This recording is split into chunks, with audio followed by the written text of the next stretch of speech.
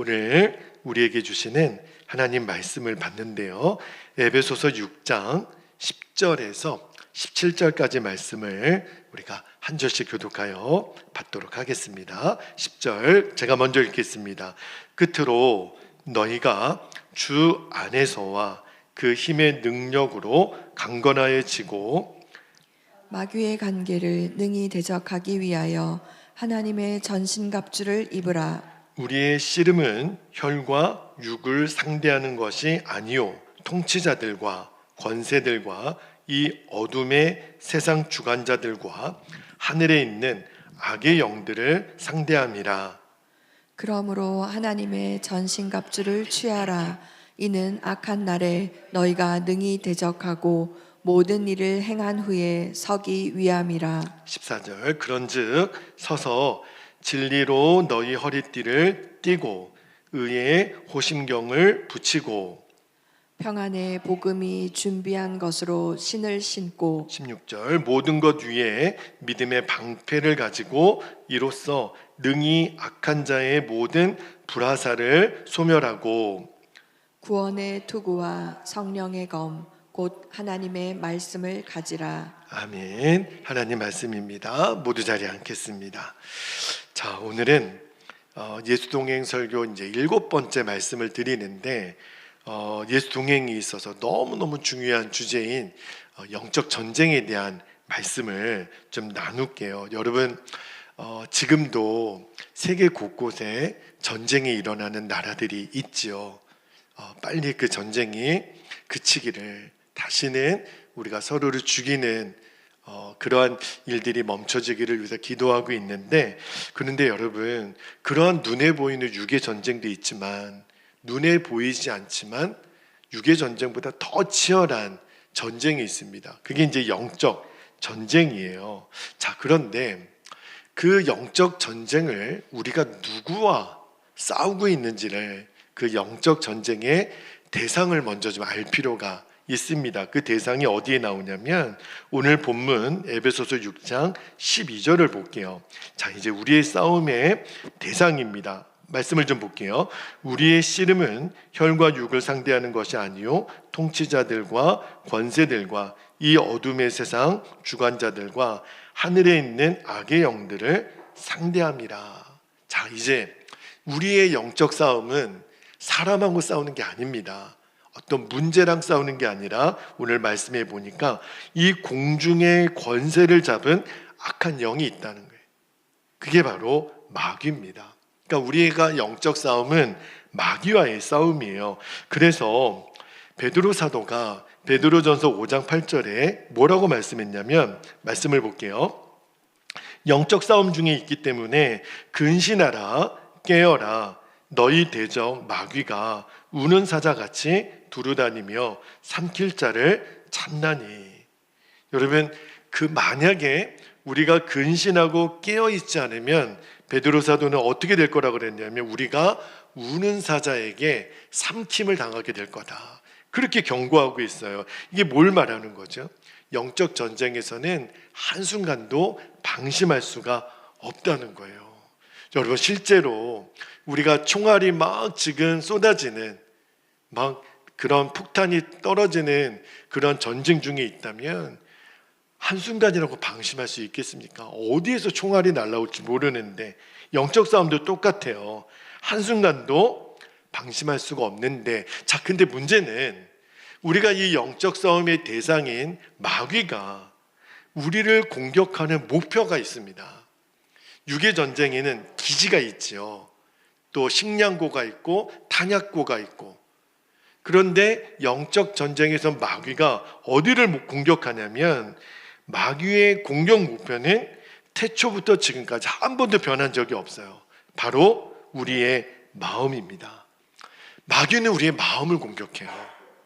우리 마음에 교묘하게 들어와서 주인 노릇하고 그 자리를 빼앗기지 않으려고 얼마나 아주 그냥 악질로 붙어 있는지, 그리고 쫓겨난 후에도요 다시 우리의 마음에 어떻게 하면 들어오려고 호시탐탐 노리고 있다는 것을 알아야 돼요. 자, 그런데 문제는요, 지금 너무 많은 성도들이 이 마음이 무너져 있어요.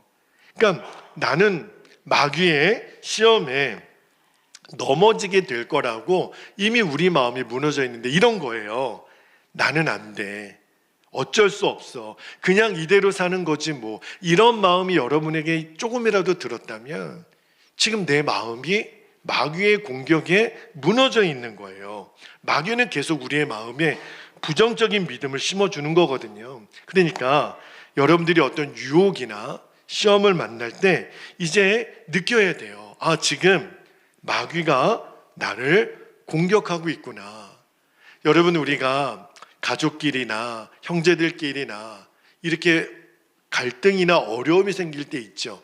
물론 그 순간에는 내 나름대로 어떤 논리를 가지고 서로 이야기를 할 수는 있어요. 그러나 이제는 우리가 잘 알아야 돼요.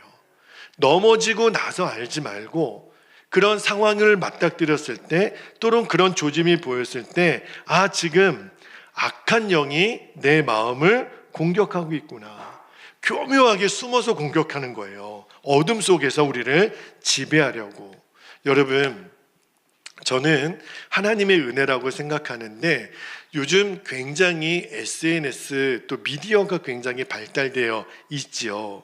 과거하고는 비교가 안 되게 은혜를 받을 수 있는 채널이 굉장히 많이 열려 있습니다. 옛날에는 어떤 유명한 목사님 설교를 듣기 위해서는 지방을 찾아가거나 서울에 올라가야 되거나 굉장히 은혜를 받을 수 있는 채널이 좁았는데 지금은요, 세상이 완전히 달라졌어요. 여러분 TV에 있는 기독교 채널이 수십 개예요. 라디오 얼마든지 우리가 말씀을 들을 수 있는 길이 열려 있고요. 유튜브요.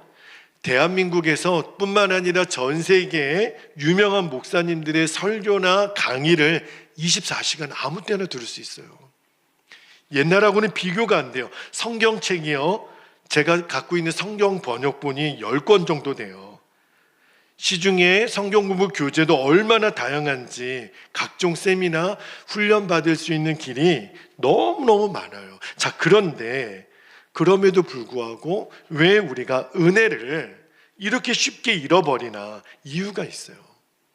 여러분, 마귀가 우리의 마음을 공격한다 그랬죠. 여러분, 은혜 받을 수 있는 채널이 엄청 열려 있지만 그러나 죄를 짓게 만드는 채널은 더 많이 열려 있어요. 여러분, TV 그 모니터에 그 리모컨을 가지고 선택할 수 있는 채널이요. 수백 개예요, 수백 개. 옛날에 제가 어렸을 때는 KBS, MBC, SBS 밖에 없었어요. 그 다음에 EBS 교육방송 딱 4개 있었거든요. 지금은 수백 개, 수백 개. 여러분, 근데 그 중에 우리의 욕심을 자극하고 죄를 일으키도록 자극하는 채널은요, 훨씬 더 많이 열려 있어요. 유튜브도 마찬가지예요. 내가 설교나 영적으로 유익이 되는 것을 볼 수는 있겠지만 내 마음을 빼앗아 버리고 혼미하게 만드는 채널은 훨씬 많습니다. 여러분, 왜 우리가 24시간 주님을 바라봐야 되는지 아십니까? 왜 그렇지요? 우리 자신이 24시간 악한 영의 그 역사에 노출되어 있기 때문에 그래요. 여러분, 정말 정신 차리지 않으면 그냥 넘어가는 거예요. 여러분, 이제는 성도님들이 교회에서 주일 예배에 한 번 참석하는 것으로 받은 은혜로만 믿음을 유지하기가 어려운 때가 됐습니다. 그래서 여러분에게 예수동행 일기를 쓰라고 권면하는 거예요. 왜? 이 악한 세상에서 믿음을 지키기 위해서, 승리하기 위해서. 악한 영이 우는 사자처럼 24시간 우리를 삼키려고 지금 노리고 있다니까요. 여러분, 우리 눈에 보이지 않는다고 안심할 수가 없어요. 우리가 어떻게 하면 24시간 악의 영에 노출되어 있는 이 상황에서 믿음을 지키고 승리할 수 있을까? 바로 24시간 예수님을 바라보는 것밖에 없어요. 그런데 오늘 에베소서 말씀에 24시간 예수님을 바라보는 것을 하나님의 전신갑주를 입으라, 이 말씀으로 똑같아요. 이게 같은 말이에요. 우리가 직장에서도 학교에서도 교회에서도 가정에서도 항상 예수님 바라보는 것이 하나님의 전신갑주를 입는 건데, 바울이 하나님의 전신갑주를 어떻게 입는 건지를 너무너무 친절하게 오늘 14절부터 쭉 6가지로 우리에게 말씀을 전하고 있는데, 자, 먼저 오늘 말씀의 10절, 11절 그리고 13절 말씀을 다시 한번 좀 볼게요. 자, 10절 볼게요.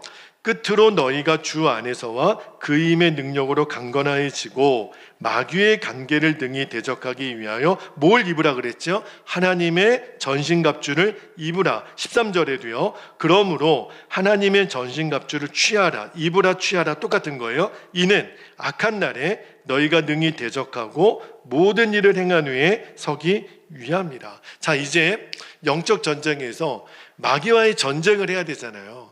그런데 너무 감사하게도 그냥 나가서 싸우지 말고 하나님의 전신갑주를 우리에게 주시겠다는 거예요. 6가지가 뭐냐면 14절부터 쭉 나오는데, 진리의 허리띠, 의의 호심경, 평안의 신발, 믿음의 방패, 구원의 투구, 마지막 성령의 검, 하나님의 말씀이에요. 그런데 이 6가지 하나님의 전신갑주가 다 똑같아요.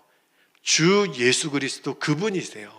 예수님을 바라보는 것과 하나님의 전신갑주를 입는 게 똑같아요. 자, 그러면 한 가지씩 간단하게 말씀을 좀 드릴게요. 자, 첫 번째가 진리의 허리띠라고 되어 있어요. 여러분, 왜 그냥 허리띠가 아니고 진리의 허리띠인가? 이거는 예수님을 믿어도요, 그냥 체험이나 감정에 의지하지 말고 진리이신 예수님에 의하여 믿으라는 거예요.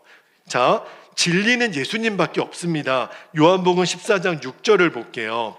요한복음 14장 6절에 보니까 보세요. 예수께서 이르시되 내가 곧 길이요 진리요 생명이니 나로 말미암지 않고는 아버지께로 올 자가 없느니라.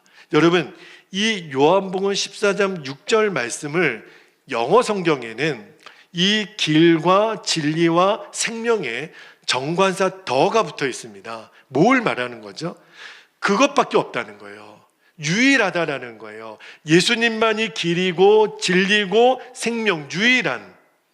그러니까 여러분, 체험이나 감정에 의지해서 예수님을 믿으려 그러면 우리는 금방 마귀가 우는 사자같이 삼킨다 그랬잖아요. 그런데 진리이신 예수님과 연합한 상도는 마귀가요 감히 건들 수가 없습니다.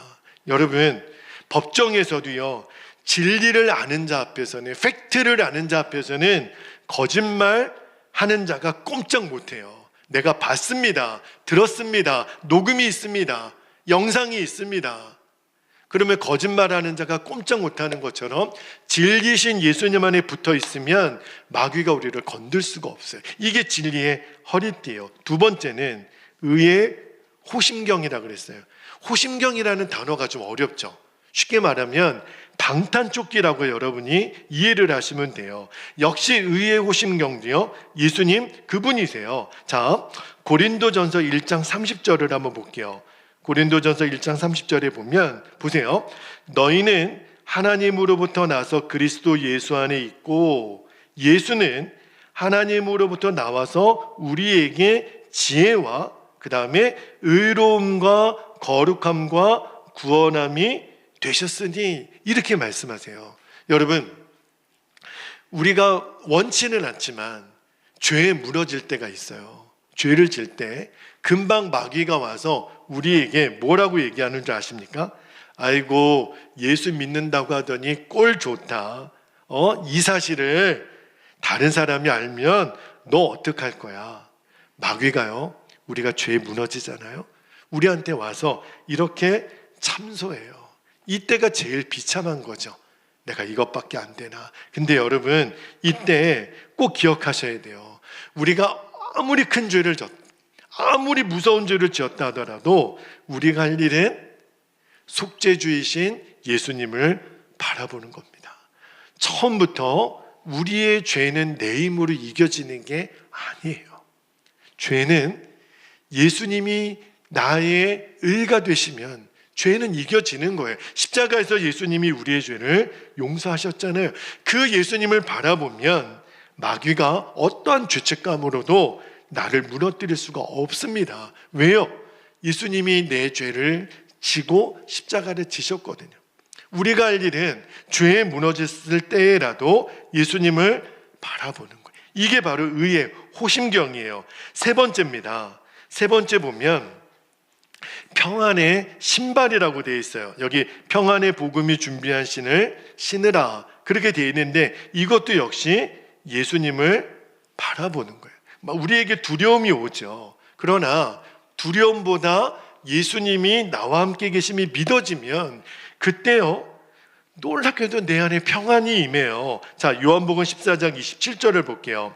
요한복음 14장 27절에 보니까 평안을 너희에게 끼치노니 곧 나의 평안, 예수님의 평안이에요. 나의 평안을 너희에게 주노라. 내가 너희에게 주는 것은 세상이 주는 것과 같지 아니하니라. 너희는 마음에 근심하지도 말고 두려워하지도 말라. 여러분, 우리가 왜 좋은 집에 살고 좋은 차를 타고 좋은 침대에 누우려고 할까요? 편안하고 싶어서. 맞아요. 돈으로는 편안을 살 수는 있어요. 그러나 평안은 말입니다. 편안하고 평안은 달라요. 편안한 것은 돈으로 살 수 있지만 평안은 돈으로 살 수 있는 게 아니에요. 평안은 예수님 그분만이 주실 수 있는 선물입니다. 그래서 찬송가 438장의 3절에 보면 이런 찬양의 가사가 있어요. 높은 산이 거친 들이 초막이나 궁궐이나 내 주 예수 모신 곳이 그 어디나 하늘나라. 평안은 예수님만이 주시는 거예요. 여러분, 이제 곧 로마에 가서 순교할 것을 바울이 알았죠. 근데 얼마나 두렵겠어요. 여러분, 내가 곧 이제 죽는다, 순교해야 된다, 그것을 안 바울도 인간적으로는 너무너무 힘이 들었죠. 그런데 사도행전 23장 11절을 볼게요. 이제 곧 로마에 가서 순교를 앞두고 있는 사도 바울이 뭐라고 얘기하냐면, 보세요. 그날 밤에 주께서 바울 곁에 서서 이르시되 담대하라. 바울아, 담대하라. 내가 예루살렘에서 나의 일을 증언한 것 같이 로마에서도 증언하여야 하리라 하시니라. 인간이기 때문에 두렵죠. 그런데 바울과 함께 계시는 예수님이 나타나셔서 바울아, 담대하라. 예루살렘에서와 마찬가지로 로마에서도 복음을 전하라. 그러니까 바울 안에 있는 두려움이 떠나가는 거예요. 평안이 임하는 거예요. 담대함이 임하는 거예요. 사도 바울이 결국은 나중에 참수형을 당하죠. 목베임을 당하죠. 그렇게 인생은 마쳐요. 바울이 참수를 당하고 그의 목이 떨어진 세 곳에 샘이 터졌다라고 해서 그 기념 교회를 제가 로마의 성지순례 갔을 때 가서 본 적이 있어요. 이 말씀이 생각나더라. 바울은 그때 어땠을까? 그러나 함께 하시는 예수님 때문에 바울은 끝까지 평안할 수 있었어요. 여러분, 꼭 기억하시고, 그 다음에 네 번째입니다. 네 번째는 믿음의 방패라고 나와요. 여러분, 로마 시대 때 그 방패는요, 크기가 얼마나 컸냐면 가로가 1m고요 세로가 1.5m예요. 그러니까 막 화살이 날라와도 그 방패 뒤에 숨어 있으면 안전했던 게 방패인데, 오늘 바울이 에베소 교회 성도들에게 뭘 얘기하냐면 믿음의 방패라. 근데 여러분, 왜 믿음의 방패일까? 방패의 재질이 왜 믿음일까? 여러분, 마귀는요, 성도들을 괴롭히는 것으로만 끝나지 않아요. 마귀가 진짜 노리는 거는 아까 마음이라 그랬잖아요. 근데 마귀가 우리에게서 빼앗으려는 게 뭐겠어요? 믿음이에요. 믿음. 만약에 이 믿음을 빼앗기면 우리가 어떤 일이 벌어지냐면, 하나님 안 계신 거 아니야? 에이, 하나님 없을지도 몰라. 이렇게 의심하게 만드는 거예요. 그러니까 마귀의 이런 공격을 감당하려면 믿음의 방패를 들어야 되는데, 이 믿음은요, 하나님의 능력만이 아니라 하나님의 성품에 초점을 맞춰야 돼요. 하나님의 능력은 때에 따르게 다르게 나타나지만 하나님의 성품인 하나님의 사랑, 하나님의 신실하심은 어떤 형편에서도 변함이 없거든요. 여러분이 인생을 살다가 보면 전혀 예상하지 못한 시련을 당할 때가 있어요. 우리 성도님들의 삶의 이야기를 들을 때도 제가 마음이 너무 아플 때가 있어요. 너무 힘이 들고 너무 억울하고 왜 이런 일이 내게 일어났는지 도무지 이해가 안 될 때가 여러분에게도 있지요. 근데 그때 여러분 꼭 하셔야 될 게 있어요. 그때 믿음의 방패를 들어야 돼요. 그 대표적인 사람이 욥입니다. 욥은요, 이 믿음의 방패를 가졌던 사람이에요. 여러분, 욥이 당했던 고난 중에 한 가지만이라도 내가 당하면 온전한 정신으로 견딜 수 있는 사람은 없습니다. 하루아침에 자식들이 다 죽어요. 한 명이 아니에요. 모든 자녀들이 다 죽어요. 모든 재산 다 잃어버려요. 내 온몸에 악창이 생겨요. 사랑하는 아내도 나를 저주하고 떠나갔어요. 이 한 가지만이라도 내게 닥치면 견딜 수 있는 사람이 있을까요? 없어요. 자, 그런데 그 상황에서 욥이 뭐라고 고백하냐면 우리로선 상상할 수 없는 고백을 합니다. 자, 욥기 1장 21절을 볼게요. 욥기 1장 21절에 보면 이르되 내가 모태에서 알몸으로 나왔사온즉 또한 알몸이 그리로 돌아가올지라. 주시니도 여호와시요 거두시니도 여호와시오니 여호와의 이름이 찬송을 받으실지니이다. 여러분, 어떻게 이렇게 고백하죠? 우리는 이 중에 한 가지만이라도 당했으면 견디지 못하는 우리인데 이 모든 고난을 한꺼번에 받은 욥이 어떻게 이런 고백을 할 수 있을까? 믿음의 방패를 든 거예요. 그러니까 이길 수 있었던 거죠. 나중에 욥에게 하나님의 갑절의 복을 주시죠. 여러분, 사도행전 7장에 보면 스데반 집사가 최초의 순교를 하는 장면이 나오죠. 스데반 집사는 예수 그리스도의 부활을 증거하다가 돌에 맞아 죽는 순교를 당합니다. 그런데 욥도 이해가 잘 안 되지만 저는 스데반 집사님을 보면서도 이분이 정말 어떻게 이렇게 기도할 수 있을까? 돌에 맞아 죽는 그 순간에 어떻게 기도했냐면 사도행전 7장 60절 한번 볼게요. 무릎을 꿇고 크게 불러 이르되 주여 이 죄를 그들에게 돌리지 마옵소서 하고 이 말을 하고 자니라. 여러분, 60절 말씀 보면 누구의 기도가 생각이 나죠? 십자가에서 예수님이 하셨던 기도예요. 나를 향해 돌을 던지는 저들을 하나님 용서해 주세요. 어떻게 이게 가능할까요? 욥의 기도도 상상할 수 없는데 스데반 집사님의 기도는 더 상상이 안 돼요. 어떻게 이런 기도를 드릴 수 있을까? 왜 그런 거죠? 그때 스데반 집사님이 누구를 봤냐면 천상에서 스데반 집사님을 바라보고 있는 예수님을 본 거예요. 예수님이 하나님의 보좌에서 스데반 집사님을 내려다보고 있는 것을 스데반 집사님이 봅니다. 이 마귀의 불화살에서 스데반의 믿음을 지켜준 방패예요. 예수님을 바라본 거예요. 그러니까 우리가 기가 막힌 어려움을 당했을 때 꼭 해야 될 게 뭐냐면, 내 믿음의 방패는 뭐냐면 늘 변함없이 나와 함께 계시는 예수님을 바라보는 것. 그게 믿음의 방패예요. 다섯 번째입니다. 다섯 번째, 하나님의 전신갑주는 구원의 투구예요. 여러분, 우리 신체에 다 중요한 기관이지만 제일 중요한 곳이 어디죠? 머리예요. 머리는 잘못 이렇게 공격을 당하면 치명상이에요. 그래서 제가 가끔 제 머리를 만져보면 머리가 딱딱해요. 이유가 있는 것 같아요. 왜 딱딱하냐면 그래야 머리를 보호하라고. 그지요? 그래서 여러분, 우리가 어떤 공사 현장이나 어떤 이렇게 위험한 일을 가면 꼭 다른 건 몰라도 헬멧을 쓰잖아요. 왜 그렇죠? 이 공격당하면 치명적이거든요. 자, 그런데 왜 구원의 투구라고 바울은 얘기했을까? 사실은 머리는 상징적인 거예요. 이 바울이 말하는 이 구원의 투구를 머리에 쓰지만 실제로는 생각이에요, 생각.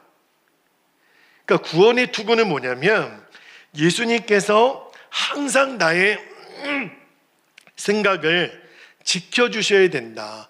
그게 바로 하나님의 전신갑주를 입는 거예요. 여러분, 아까 마귀의 공격 목표가 우리의 믿음, 우리의 마음이라고 했지만 다른 말로 하면 마귀는 계속해서 우리의 생각을 공격합니다. 어떻게 공격하는 줄 아세요? 너 구원받은 거 아니야. 너 지금 죽어도 천국 갈 수 있는 줄 알아? 하나님은 널 사랑하지 않으셔. 너는 하나님의 자녀가 아니야. 너 이렇게 몰래 죄 짓는 거 봐봐. 그러고도 네가 하나님의 자녀야? 이게 마귀가 우리에게 계속 생각으로 공격하는 거예요. 근데 그때 우리가 구원의 투구를 쓰면 어떤 일이 벌어지냐면 예수님을 바라보게 되면 우리 안에 어떤 마음으로 주님이 말씀하시냐면 아니야. 너가 어떤 형편이 있더라도 하나님은 너를 사랑하셔. 예수님은 너를 위하여 죽으셨어. 지금도 주님은 너와 함께 계셔. 하나님은 너를 향해 놀라운 계획을 갖고 계셔. 이게 구원의 투구를 쓰는 거예요. 마귀는 계속 생각으로 역사하거든요. 여러분, 이렇게 주님을 계속 바라보면 내 생각이 바뀌어요. 이거를 구원의 투구를 썼다고 하는 거예요. 여러분, 우리는 계속해서 어떤 메시지를 듣느냐에 따라서 영향을 받거든요. 근데 예수님을 계속 바라보면 생각이 바뀌어요. 계속 예수님이 주시는 메시지가 나에게 들어오니까. 여러분, 휴전선에 가면 참 재밌는 일이 있어요. 대남방송과 대북방송이 양쪽에 엄청나게 큰 스피커를 설치해 놓고 방송을 하죠. 우리 쪽에서는 대북방송을 하고 북한에서는 대남방송을 하는데, 특히 북쪽에서 하는 대남방송을 예전에 저희 군대에 있을 때 우리 이게 정훈훈련 시간에 틀어주더라고요. 들어보면 말도 안 돼요. 그리고 어떤 때는 우리 정부를 비방하고 미국을 비방하고 어떤 때는 처량한 노래를 불러주고, 그러면서 뭐라 그러는 줄 아세요? 북으로 넘어오라고. 우리 군사들에게 북으로 넘어오라고. 그런데 제가 들어도 너무 유치하게 그지없어요. 그런데 여러분, 놀라운 사실은요, 이 방송을 듣고 북으로 넘어가는 병사들이 있어요. 이해가 안 되잖아요. 그런데 누군가에게는 그 방송의 귀에 들려오는 사람이 있다니까요. 무슨 큰 사고를 쳤다든지, 상관에게 야단을 맞았다든지, 애인이 배신을 했다든지, 집안에 우환이 있다든지, 그럴 때 그 방송을 들으면 그럴듯하게 들리는 거예요. 야, 저기가 지상 낙원일 수도 있겠네? 한번 넘어가 볼까? 여러분, 아무 소리나 들어서는 안 돼요. 마귀가 계속해서 우리의 생각에 그럴 수도 있겠네라고 심어주는 생각이 있거든요. 그래서 고린도후서 10장 5절 말씀을 볼게요. 하나님 아는 것을 대적하여 높아진 것을 다 무너뜨리고 모든 생각을 사로잡아 그리스도에게 복종하라. 아무 생각이나 아무 말이나 들을 수가 없는 거예요. 오직 예수 그리스도, 그분이 내게 주시는 그 메시지 앞에 무릎을 꿇는 거예요. 그래야 우리의 믿음을 지킬 수가 있는 겁니다. 이게 구원의 투구, 5번째 하나님의 전신갑주고, 이제 마지막 전신갑주입니다. 6번째 전신갑주는 성령의 검. 그러니까 지금까지 5가지는 다 방어용 무기라면 유일하게 공격용 무기가 이 성령의 검, 하나님의 말씀이에요. 마태복음 4장에 보면 예수님이 광야에서 40일 동안 금식을 하신 다음에 마귀에게 시험을 당하는 장면이 나오죠. 그때 예수님이 마귀의 3가지 시험을 다 물리치셨던 방법이 뭐였죠? 다 하나님의 기록된 말씀으로 대적하셨어요. 그거는 뭘 말하는 거죠? 우리도 똑같아요. 마귀에게 우리가 영적인 시험을 당할 때, 또 영적 전쟁을 할 때 이길 수 있는 유일한 무기는 하나님의 말씀인데, 이 말씀이 곧 예수 그리스도 그분이세요. 여러분, 우리가 정말 주님을 만나 교제하는 마음으로 말씀을 대해야 됩니다. 여러분, 지금 여러분은 저의 설교를 듣고 있지만 하나님의 말씀을 계속 듣고 계시기 때문에 여러분은 지금 검을 가진 사람이 됐어요.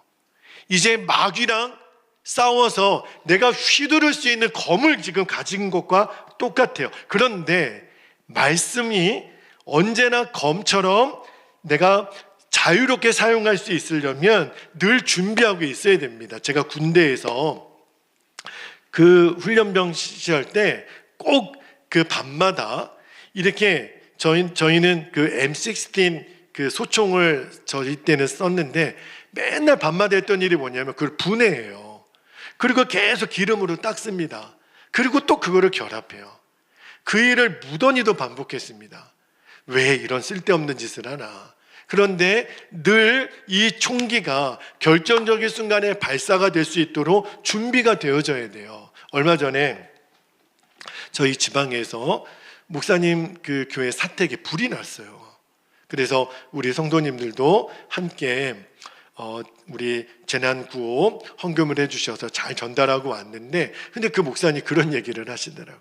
불이 나니까 소화기를 어떻게 써야 되는지를 모르겠다는 거예요. 진짜로. 아니 간단하죠. 안전핀 뽑고 그냥 불을 향해서 대면 되는데 덜덜덜덜 떨려서 막 불이 번지고 있는데 소화기를 어떻게 써야 될지를 모르겠다는 거예요. 여러분, 그게 뭘 말하는 거죠? 들어서 아는 것과 체험하여 나의 무기가 된 말씀은 엄청난 차이가 있는 거예요. 그러니까 여러분이 이렇게 오늘 말씀을 듣지요, 말씀을 읽지요, 그리고 그거를 언제든지 내가 뺄 수 있는 검이 된 말씀으로 여러분 가지려면 뭘 어떻게 해야 되죠? 늘 말씀을 가깝게 해야 되지만 그 말씀을 순종했던 체험이 있어야 돼요. 항상 기뻐하라. 그 말씀의 체험이 있어야 마귀가 우리에게 우울한 마음을 줄 때 기쁨으로 싸울 수 있는 거예요. 쉬지 말고 기도하라. 범사에 감사하라. 하나님의 말씀이 늘 내 안에 순종으로 체험될 때 마귀가 아무리 공격해도 우리가 말씀의 검으로 대항해서 이길 수가 있는 거예요. 어느 집사님 가정에 아들이 게임 중독에 빠져 있어요. 컴퓨터 중독에. 때려도 안 되고 윽박질러도 안 되고 결국은 이 아이가 학교를 못 갑니다. 그리고 정신안정제까지 복용하게 됐다는 거예요.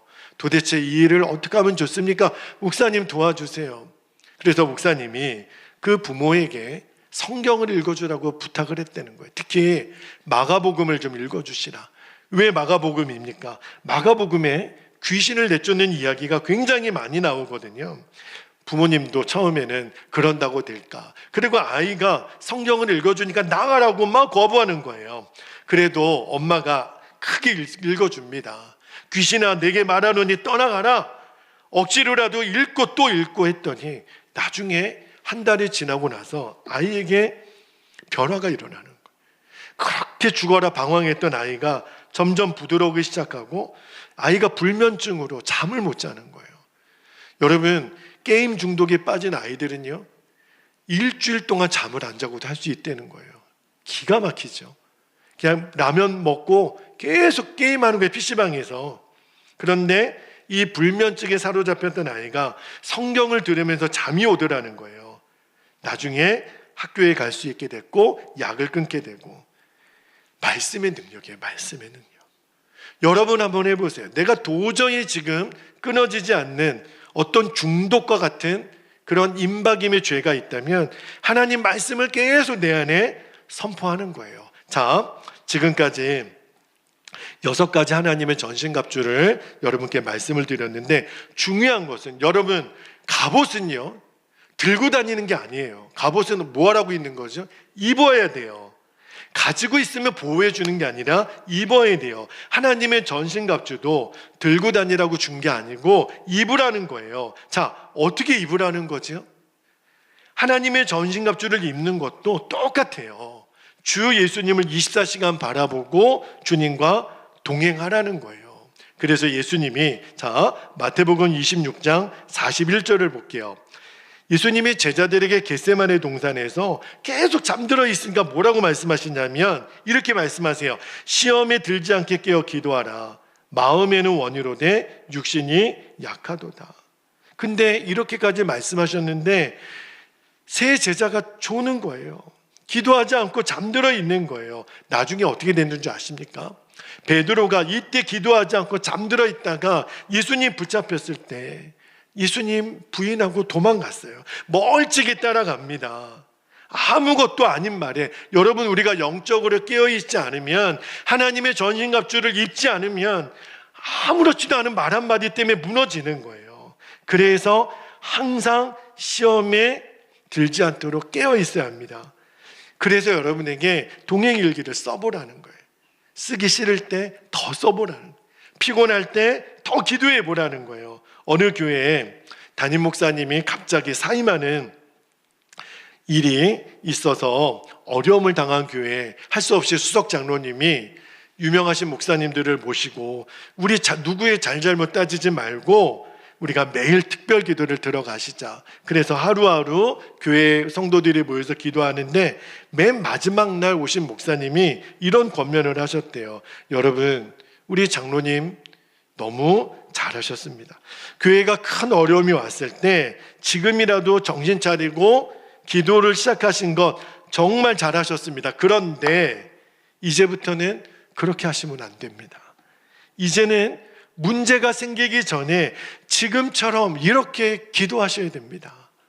주님이 요즘 계속 주시는 마음이 기도에 깨어 있으라는 거예요. 그러면 문제가 될 것도 안 되고 떠나가는 거고, 기도 안 하면 문제가 되지 않을 게 문제가 돼서 우리를 힘들게 할 거라는 거예요. 여러분, 깨어 있으라는 말은 잠들지 말라는 의미도 있지만 주 예수님을 항상 바라보라는 거예요. 주 예수님을 계속 바라보면 악한 자의 공격에서 이길 수 있으니까. 그래서 요한 사도가 요한일서 5장 18절에 이렇게 말씀할 수 있었던 거예요. 이 말씀을 읽고 기도하기를 원하는데요. 하나님께로부터 난 자는 다 범죄하지 아니하는 줄을 우리가 아노라. 하나님께로부터 나신 자가 그를 지키심에 악한 자가 그를 만지지도 못하느니라. 주 예수님을 계속 바라보고 있으면 악한 자가 우리를 감히 건들 수가 없어요. 여러분, 힘든 시대, 힘든 환경을 살아가고 있지만 하나님은 너희들 알아서 싸워봐라고 하지 않고 너무 감사하게 하나님의 전신갑주를 주셨어요. 바로 주 예수님이세요.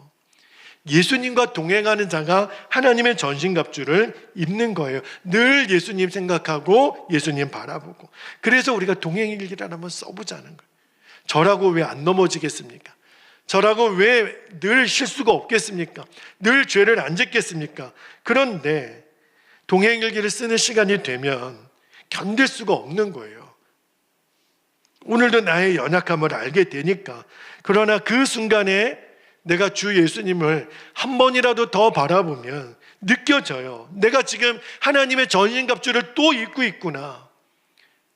진리의 허리띠를 띠고 의의 흉배를 메고 구원의 투구를 쓰고 평안의 복음에 예비한 신을 신고 믿음의 방패를 들고 말씀의 검, 성령의 검, 말씀을 다시 내가 장착하고, 그래서 오늘 하루를 넘어가기 전에 그냥 패배된 채로 넘어가지 않고 내일 다시 승리할 수 있는 힘을 공급받고 잠자리에 들어가는 겁니다. 여러분에게 이 도전을 드리는 거예요.